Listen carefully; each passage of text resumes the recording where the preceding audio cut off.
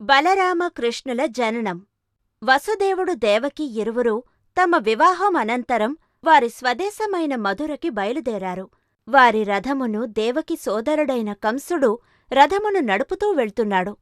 కంసుడి అసురగుణముల గురించి అందరికీ తెలిసిన విషయమే. ప్రయాణం సాగిస్తుండగా ఆకాశం నుండి ఓ అశరీరవాణి గొంతు వినిపించింది. దానిని విన్న ఆ మువ్వురు నిశ్చేష్టులయ్యారు.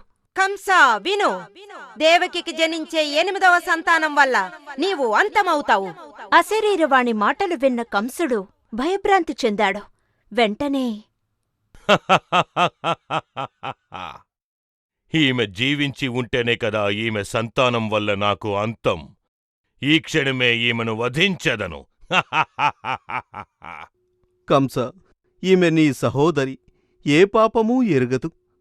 తనని విడిచిపెట్టు. మాకు జన్మించే బిడ్డలందరినీ నీకే అప్పగిస్తాము.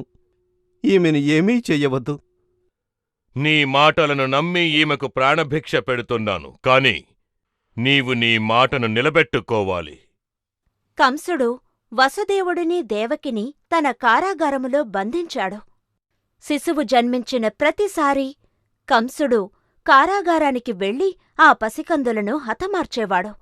వరుసగా దేవకికి జన్మించిన సంతానములో 6 బలయ్యారు. 7వ శిశువు జన్మించే సమయములో దేవకి, మనం కనీసం ఈ బిడ్డనైనా కాపాడుకోవాలి. దేవకికి 7వ శిశువుగా జన్మించిన బలరాముడిని అదృష్టవశాత్తు వసుదేవుడి 2వ భార్య అయిన రోహిణి గోకులానికి తీసుకువెళ్ళిపోయింది. దేవకికి అసలు శిశువే జన్మించలేదన్న సమాచారాన్ని కంసుడికి తెలియజేశారు. కొన్ని నెలల తర్వాత శ్రావణమాసమున ఒక నడిరేయి కుంభవృష్టిగా వర్షం కురుస్తున్న సమయంలో దేవకికి 8వ సంతానంగా కృష్ణుడు జన్మించాడు. దేవకి, మనం ఈ బిడ్డని ఎంతసేపు ప్రాణాలతో చూడబోతామో? నాకే గనక ఈ సంకెళ్ళు లేకపోతే. ఆ సమయమున హఠాత్తుగా ఆయన్ని బంధించిన గొలుసులు తెగిపోయాయి. కారాగార తలుపులు తెరుచుకున్నాయి. వసుదేవుడు బిడ్డని తలమీద పెట్టుకుని యమునా నది ఒడ్డున ఉన్న గోకులానికి ప్రయాణం సాగించాడు. ఆ సమయమున యమునా నది ఉధృతంగా పొంగుతోంది.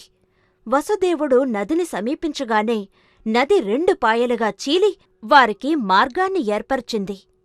నదిని దాటుకుని ఆయన ఒడ్డున ఉన్న గోకులానికి చేరుకున్నాడు.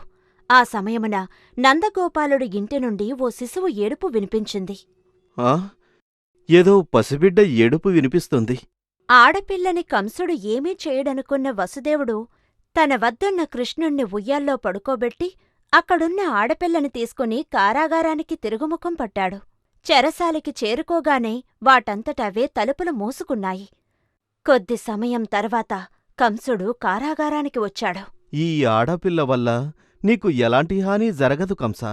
దయచేసి ఈ బిడ్డను వదిలేయ్. కంసుడు ఆ బిడ్డని పైకి ఎగురువేసి చంపాలనుకున్నాడు. వెంటనే ఆ బిడ్డ కంసుడి చేతుల నుండి జారిపోయి ఆకాశానికి ఎగిసింది. అప్పుడు ఒక అశరీరవాణి గొంతు వినిపించింది. నిన్ను అంతం చేసేవాడు ఇంకా జీవించి ఉన్నాడు. మరుదినము గోకుల పాలకుడైన నందగోపుడి కుమారుడైన కృష్ణుణ్ణి చూసి గ్రామస్థులందరూ ఎంతో మురిసిపోయారు.